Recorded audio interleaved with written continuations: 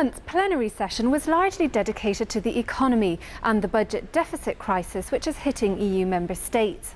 As EU leaders meet in Brussels today and with the G20 summit scheduled next week, members of European Parliament debated all the issues related to the regulations they believe will ease European economies out of dire straits.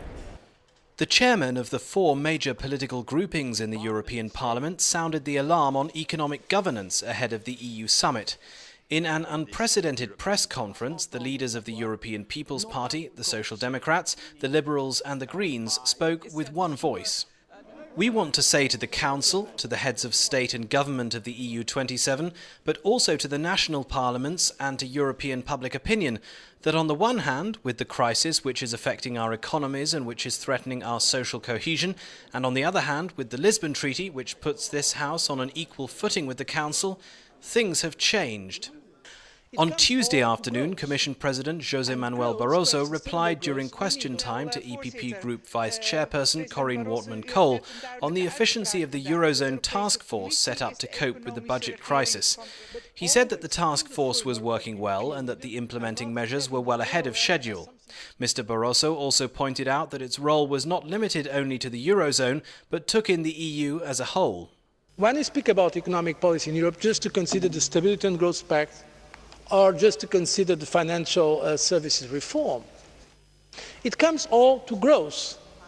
And growth, to have sustainable growth, we need, of course, to have a sound economic governance in Europe. We have to respect the Stability and Growth Pact. We need the credibility of sound public finances, but we also need a new regulation supervision for the financial markets. But we need to invest in our potential for growth.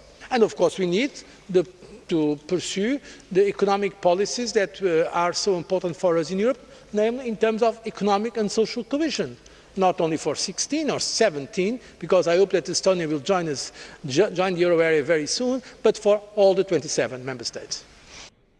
The same evening, Mr. Barroso came to the EPP group meeting to elaborate his strategy with MEPs and to talk about next week's G20 summit in Toronto. We have seen that very irresponsible behaviour was taking place in the financial markets, and we need to regain the credibility also of the financial markets. And it's important in that case to have some efforts, including, by the way, in the legislation that we have put forward. I very much hope that the Parliament and the Council come to an agreement on two very important initiatives that the Commission has put forward, the so-called supervisory package based on the Larosière report and the hedge funds legislation, because it will enable us to have all the system ready for the beginning of next year and also to go to the G20. I will be next week in the G20 in Toronto and tell our partners, Americans and others, that we Europeans, we are doing our homework and we are ready to give more credibility to the financial markets. A debate took place on the role of international credit rating agencies and the European Financial Markets Supervision Authority, which is soon to be created. The EPP Group's coordinator, Jean-Paul Gauzès, asked Commissioner Michel Barnier about the progress accomplished by the Commission in implementing EU legislation to enhance monitoring of the ratings made by credit agencies, which often relate to the sovereign debt of member states. Mr. Barnier explained the advances already made and underlined the need for a compromise agreement between the European Parliament and the Council of Ministers. We are also looking at a greater role for independent public entities in the process of credit rating. Sovereign debt, which is what we're talking about in the case of Greece, requires special attention so that we can be sure that the methods used are the right ones and the appropriate ones. A lack of proper diligence on the part of the banks and other financial institutions, and a lack of alternatives when it comes to assessing the quality of an investment product, these too require particular attention. The current financial regulation that requires a specific reference from credit agencies also needs to be looked at again closely. MEPs also debated what information should be provided to consumers on food labelling. Parliament strove to find a solution that would allow consumers to make an informed choice without playing the role of nanny state. Food will soon be subject to compulsory labelling in the EU. The European Parliament voted on a draft EU regulation this week. MEPs endorsed a report by German MEP Renate Sommer, which calls for mandatory provision of nutritional information on food packaging. Speaking in plenary, Ms. Sommer underlined, consumers have the right to know what's in their food, and information about the composition and the nutritional value allow consumers to make informed choices when it comes to purchasing things.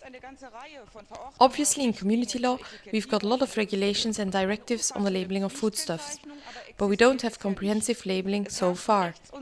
There's legal uncertainty, there are distortions of competition, there are obstacles to trade on the internal market. The present proposal for regulation is to get rid of this unhappy situation and come up with comprehensive legislation. The aim is better information for the consumers, better legislation, harmonization and reduction of red tape. The labelling requirements for packaging will be twofold. On the front, there must be clearly visible information on the energy of a foodstuff, denominated in kilocalories per 100 grams. On the back, a so-called nutrition box is to list the main nutritional ingredients by food group, such as carbohydrates, protein, fat, and also other ingredients like minerals and vitamins. The labelling has to be legible and in plain language, said the German MEP. All EU legislation is debated and co-decided by the European Parliament and the Council, representing Member States. Now Council will have to determine its common position. Finally, I would point out that labelling of foods can never be textbook for healthy diets. We need information and education campaigns for balanced and healthy diets or healthy lifestyles in our member states that will be separate. The new EU rules on food information for consumers could be in place by the beginning of 2011. Following Israel's raid on a flotilla of ships carrying aid to Gaza 2 weeks ago, Parliament held a debate on how to move the peace process between Israelis and Palestinians forward. Members from across the political spectrum called for action following the move. MEPs roundly condemned the military attack which took place in international waters and resulted in 9 deaths. They called for an international and impartial inquiry. They also pointed to the precarious humanitarian situation in Gaza, with only 81 products being allowed into the strip.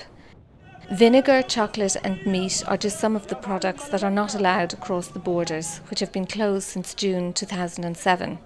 Yanis Kasoulides, Vice Chairman of the EPP Group, called for an end to the Israeli blockade.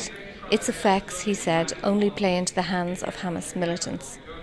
If somebody should insist among most for the inquiry to be impartial, transparent and credible, under international authority supervision, this should be Israel. Hamas is the sole beneficiary of this blockade. It finances itself from the lucrative transactions of smuggling goods through the numerous tunnels, which are then distributed only to those Palestinians who yield to them. An entire population suffers and the Israelis won nothing. Gilad Shalit is still in captivity.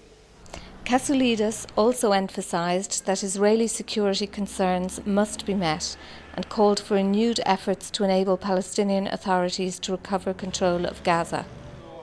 At a summit of leaders this week, the EU offered to provide support for international monitoring of border crossings into Gaza to allay these concerns. In turn, they would like the Israelis to have only a short list of products that cannot be transported into Gaza. Parliament also elected a new Vice President this week. Laszlo Tokes, a Romanian bishop and MEP from the EPP group, replaces Hungarian EPP member Pál Schmidt, who was recently made Speaker of the Hungarian Parliament. He was warmly congratulated by Group Chairman Joseph Daul, who said, "You managed to spark the Romanian revolution. We're confident that you will bring new ideas and help us all reach our European goals through hard work and dedication." That's all for this session, but we'll be back in 3 weeks with news from Parliament's last plenary session before the summer recess. Thanks for watching. Bye-bye.